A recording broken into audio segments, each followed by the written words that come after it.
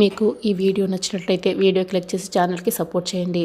Scene Venkatrao ఎప్పుడెప్పుడు ఇంటికి వస్తారా అని రఘురామ్, ఆద్య అందరూ కూడా ఎదురు చూస్తూ ఉంటారు.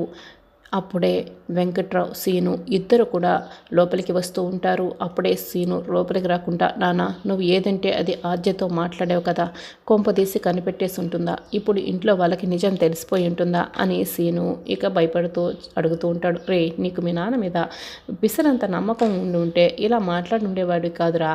వాళ్ళు ఎవ్వరు ఏమి కనిపెట్టుండరు. అయినా నువ్వు రారా, అక్కడ ఏం జరిగినా మొత్తం పూచి నాది కదా, నువ్వు రారా, ఏమాత్రం భయపడకు అని సీను చేయి పట్టుకొని మరి ఇంకా లాక్కొస్తూ ఉంటాడు. అప్పుడే గుమ్మం దగ్గరికి రాగానే అందరూ వాళ్ళ వైపు చూస్తూ ఉంటారు. ఏదో జరిగింది అని వెంకట్రావు ఇంకా మనసులో అనుకుంటూ ఉంటాడు. అప్పుడే ఇద్దరు కూడా గుమ్మం దగ్గర నుంచి లోపలికి తొంగి చూస్తూ ఉంటారు. అది గమనించిన రఘురామ్, రండి వెంకట్రావు గారు అని పిలుస్తూ ఉంటాడు. వెంకట్రావు గారా, బావగారు ఇంత మర్యాద ఇచ్చి పిలుస్తున్నారు అంటే నీకు మూడిందిరా వెంకట్రావు, నీకు మూడింది అని వెంకట్రావు మనసులో అనుకుంటూ ఉంటాడు. ఏమైందో చెప్పవే పద్మం అని కళ్ళతోనే సైగ చేస్తూ దూరం నుంచి వెంకట్రావు అడుగుతూ ఉంటాడు. చేసిందంతా చేసి ఇప్పుడు అడుగుతున్నారా, రండి ముందు లోపలికి అని పద్మ కూడా కళ్ళతోనే సైగ చేస్తూ ఉంటుంది. అప్పుడే వెంకట్రావు, సీను మెల్లగా అడుగు వేసుకుంటూ వేస్తూ ఉంటారు. చేసిందంతా చేసేసి ఏమీ తెలియనట్లు పిల్లిలా అడుగు వేసుకుంటూ వస్తున్నారు అని బామ్మ గట్టిగా అరుస్తూ ఉంటుంది. నేనేం చేశాను అత్తయ్య గారు అని వెంకట్రావు అంటూ ఉంటాడు.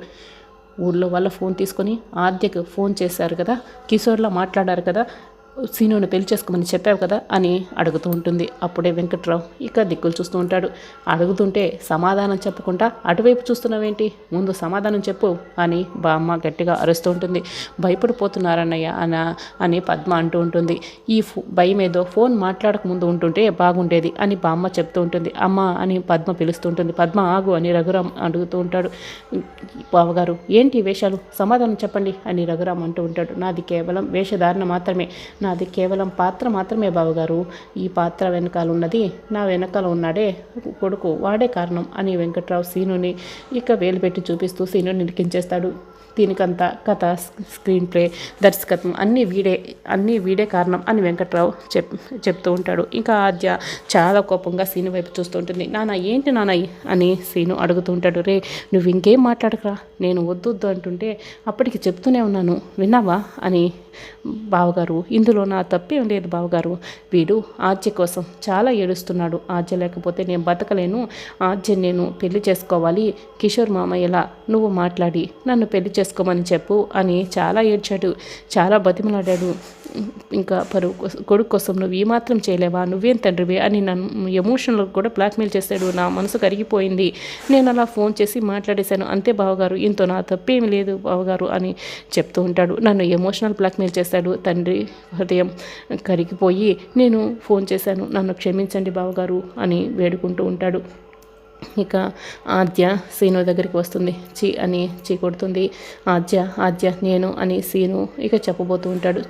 మా నాన్నని నీళ్ళలోకి తోసేసి నన్ను పెళ్లి చేసుకోవాలని ఎలాంటి పని చేస్తావా, ప్రేమించిన వాళ్ళెవరు కూడా నీలా ప్రవర్తించరు, నీలా చేయరు, నువ్వు ఇంత చీప్గా ఆలోచిస్తావని నేను ఎప్పుడు కూడా అనుకోలేదు అని ఆద్య ఇక చేయి చూపించి చీకొట్టి అక్కడి నుంచి వెళ్ళిపోతుంది. నీలాంటి వాడిని ప్రేమించినందుకు నేను సిగ్గుపడుతున్నాను అని ఆద్య ఏడుస్తూ ఉంటుంది.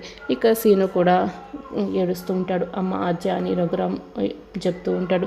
లేదు నాన్న, ఇలాంటి సీను ఉన్న ఇంట్లో నేను ఉండలేను, ఈ పైశాచిక ప్రేమను భరించడం నా వల్ల కాదు, నేను వెళ్ళిపోతాను పెదనాన్న అని సీనుని చూసి ఆద్య చెప్తూ ఉంటుంది. అమ్మ ఆవేశపడకమ్మా అని జానకి అంటుంది. ఆవేశం కాదు పెద్దమ్మ, ఆవేదనతో మాట్లాడుతున్నాను, ఈ వేధింపుల్ని నేను భరించలేకపోతున్నాను, మా నాన్న బ్రతికున్నాడో లేదో అని తెలుసుకోవడానికి నేను చాలా బాధపడుతూ ఉంటే పెళ్లి చేసుకోమని ఇలా వేధిస్తూ ఉంటే నేను ఈ ఇంట్లో ఉండలేను పెద్దమ్మ అని ఆద్య అంటూ ఉంటుంది. అయ్యో, బావగారికి భయపడి నేను ఏదో చిన్న అబద్ధం ఆడితే ఆద్య ఇంతలా బాధపడుతుంది ఏంటి అని వెంకట్రావు అనుకుంటూ ఉంటాడు.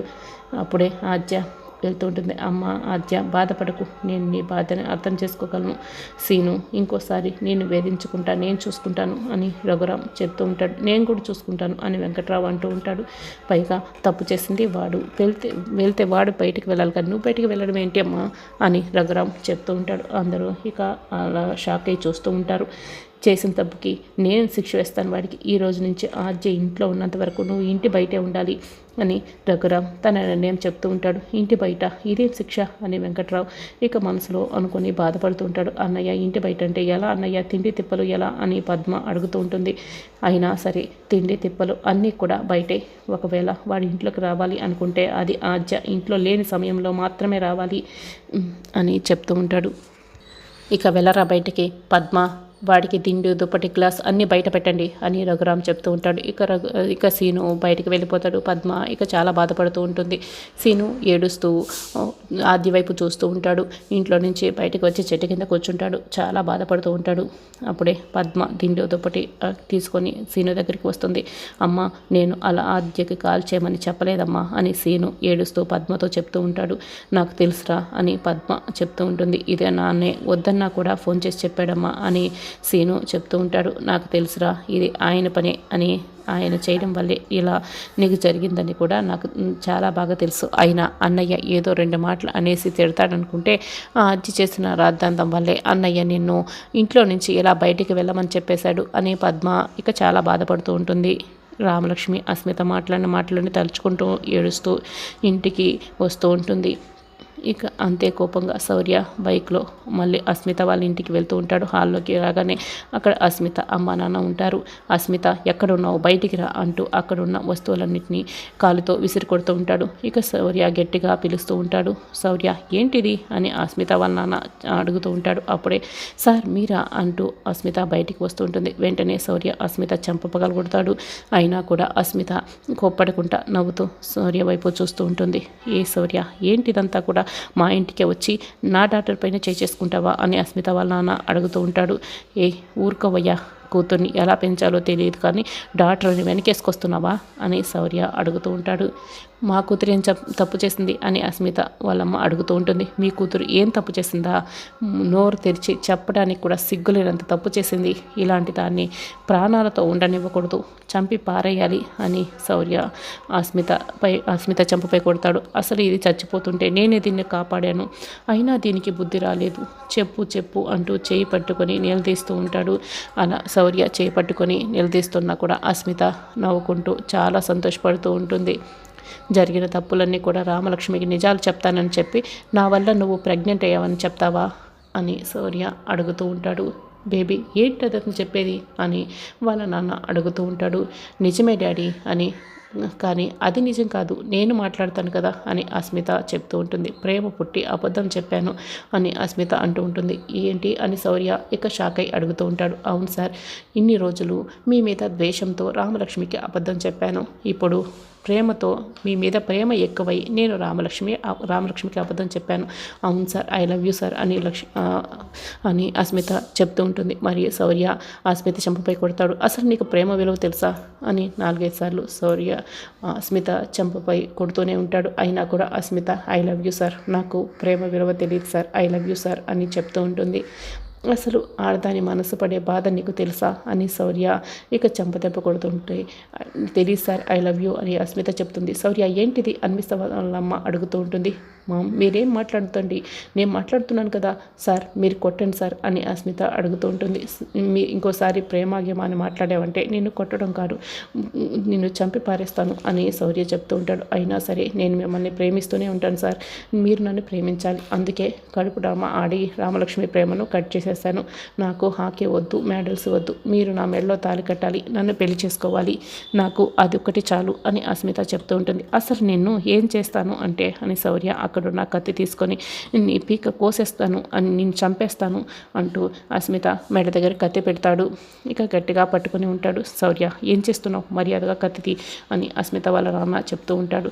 డాడ్ ఎందుకు నువ్వు కాబోయే అల్లుడిని మీరు అలా అరుస్తున్నారు, ఆయన కత్తి పెడతాడు అంతే, ప్రాణాలు తీయడు అని శౌర్య కత్తి పట్టుకున్న చేతిని పక్కకు జరిపి ఆయన చాలా మంచివారు, నేను ఆయన్ని ప్రేమిస్తున్నాను, ఆయనకి నాకు పెళ్లి చేయండి డాడ్ అని అస్మిత అడుగుతూ ఉంటుంది. సార్ మీరు నాకు పిచ్చి పిచ్చిగా నచ్చేశారు, ఐ లవ్ యూ సార్ అంటూ అస్మిత శౌర్య చేతిని పట్టుకొని చెప్తూ ఉంటుంది. నువ్వు అసలు మనిషివా అంటూ కత్తిని విసిరిస్తాడు. ఇక శౌర్య అక్కడి నుంచి వెళ్ళిపోతాడు. అదేంటమ్మా గొడ్డును బాదినట్లు నిన్ను చంపలు పగలగొడుతుంటే నువ్వు పెళ్లి చేయమని చెప్తున్నావు అని వాళ్ళ అస్మిత వాళ్ళ నాన్న అడుగుతూ ఉంటాడు. ఐ లవ్ యూ డాడ్, నేను అతన్ని ప్రేమిస్తున్నాను, నేను పిచ్చి పిచ్చిగా అతన్ని ప్రేమిస్తున్నాను. చాలా రేరుగా దొరికే పీస్ అది. ద్రోహం చేసినా కూడా చాలా ప్రేమిస్తాడు, చాలా మనసిస్తాడు తెలుసా. నేను అతన్ని పెళ్లి చేసుకోవాలి. ఐ లవ్ హిమ్ అని అస్మిత చెప్తూ ఉంటుంది. ఇక వెంకట్రావు ఆకలికి పేగులు అరిచేస్తున్న ఈ పద్మం ఏంటి ఇంకా అన్నం పెట్టలేదు అని చూస్తూ ఉంటాడు.